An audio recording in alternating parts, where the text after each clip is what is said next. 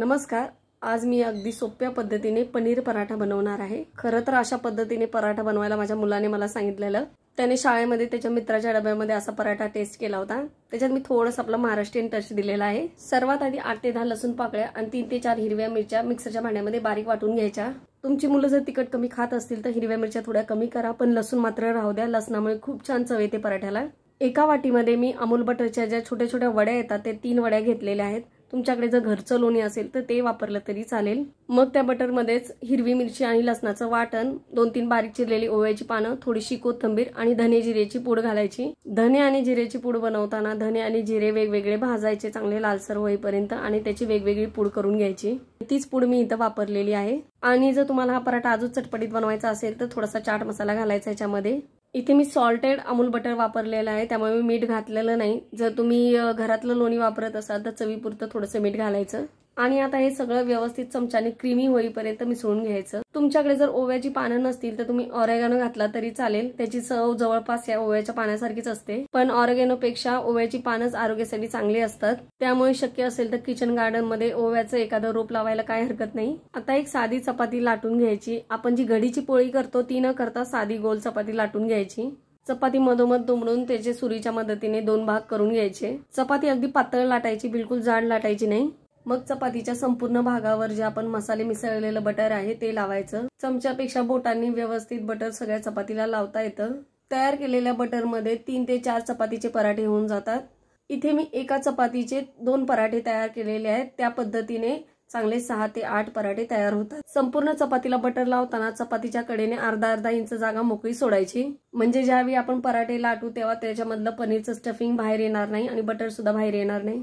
पनीर न घालता नुसते ह्या बटरचे पराठे केले तरी चवीला अतिशय छान लागतात, पण माझ्या मुलाला पनीरचे तुकडे पाहिजे होते त्यामुळे मी ह्याच्यात पनीर आणि थोडीशी कोथिंबीर घातलेली आहे। इथे तुम्ही हवं तर पनीर किसून घातलं तरी चालेल, पण माझ्या मुलाला न किसता असे तुकडे तुकडे असलेले पनीर पाहिजे होतं, त्यामुळे पनीरचे मी तुकडे तुकडे करून घातलेले आहेत।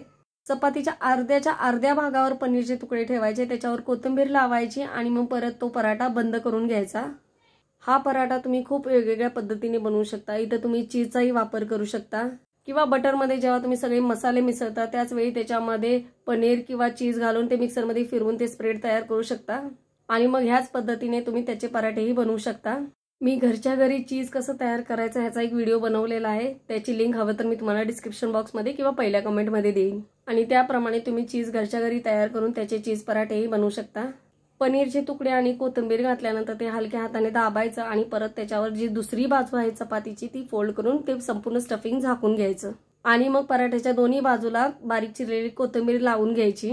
पराठ्याच्या वरच्या बाजूने कोथिंबीर लावणं पूर्णपणे ऑप्शनल आहे, पण कोथिंबीर लावल्याने पराठा दिसायला छान दिसतो। अशा पद्धतीने तुम्ही 5 ते 6 पराठे बनवून घ्यायचे आणि नंतर त्याला थोडंसं पीठ लावून हलक्या हाताने थोडेसे लाटून घ्यायचे। आकाराचा बदलला नाही पाहिजे, आपण त्रिकोणी आकार ठेवणार आहोत। इथे मी चपाती सुद्धा पातळ लाटलेली आहे, वरून त्याच्यावर बटर सुद्धा लावलेलं आहे, त्यामुळे इथं लाटताना पीठ थोडंसं जास्त लागेल। आणि चपातीला जेव्हा आपण बटर लावतो ना त्यावेळी चपातीच्या खालच्या बाजूला कोरडं पीठ लावून घ्यायचं, म्हणजे चपाती पोळपाटाला चिकटणार नाही। तुम्ही कधी मुलांच्या सांगण्यावरून मुलाच्या मित्राच्या आईकडून कधी रेसिपी एखादी मागवली आहे का, किंवा मुलांच्या सांगण्याप्रमाणे एखादी रेसिपी बनवली आहे का? जर असेल तर मला कमेंट बॉक्समध्ये नक्की सांगा। आणि मुलांना जर घरचं जेवण आवडत असेल तर ते अशा अतरंगी रेसिपी बनवायला सांगतातच, असा माझा अनुभव आहे। थोडंसं कोरडं पीठ लावून हा पराठा हलक्या हाताने लाटून घ्यायचा। पराठा जास्त पातळ लाटायचा नाही, कारण आपण चपाती पातळच लाटून घेतली होती, त्यामुळे जाड पराठा होणार नाही। हा लाटून झालेला पराठा तव्यावर दोन्ही बाजूने भाजून घ्यायचा। पराठा भाजताना तेलाची किंवा तुपाची गरज पडत नाही, कारण की आपण याच्यामध्ये बटर लावलेला आहे, त्यामुळे पराठा भाजायला घेतला की बटर वितळायला लागतं आणि ते सगळीकडे पसरतं।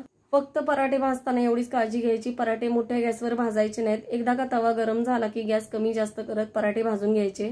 एकदा का मुलांना घरच्या जेवणाची सवय लागली की ती लवकर मोडत नाही, निदान शालेय जीवनापर्यंत तरी। मोस्ट ऑफ द पदार्थ ते घरीच बनवायला सांगतात, त्यांना बाहेर खायला जास्त आवडत नाही। एखाद्या वेळेला माझी मुलगी बाहेर जेवायला चला म्हणेल किंवा एखादं पाणीपुरी किंवा सेवपुरी खायला चला म्हणेल, पण माझा मुलगा मात्र जेवणाच्या बाबतीत अतिशय शिस्तप्रिय आहे। पाणीपुरीपासून ते पुरणपोळीपर्यंत त्याला जास्तीत जास्त घरचंच खायला आवडतं। पराठे आता भाजून झालेले आहे, सॉसवर किंवा असेच कोरडे सुद्धा अतिशय छान लागतात हे पराठे। शिवाय त्याच्यामध्ये मिरची आणि लसणाचं वाटण टाकलेलं आहे, त्यामुळे पराठ्याला अप्रतिम चव येते। शनिवारची माझ्या मुलांची हाफ डे शाळा असते, तेव्हा स्नॅक्स वगैरे चालतं किंवा बिस्किट्सही चालतात, पण माझी मुलं मोस्ट ऑफ द असे पराठे बनवून घेऊन जातात। पराठे खूप गरम आहेत आणि मुलांना सुद्धा खायची खूप घाई आहे, तरी मी तुम्हाला याचा एक थर काढून दाखवते। माझ्या मुलाच्या मित्राच्या आईची ही रेसिपी तुम्हाला कशी वाटली हे मला कमेंट बॉक्समध्ये नक्की सांगा आणि जर तुम्हाला व्हिडिओ आवडला असेल तर व्हिडिओला लाईक जरूर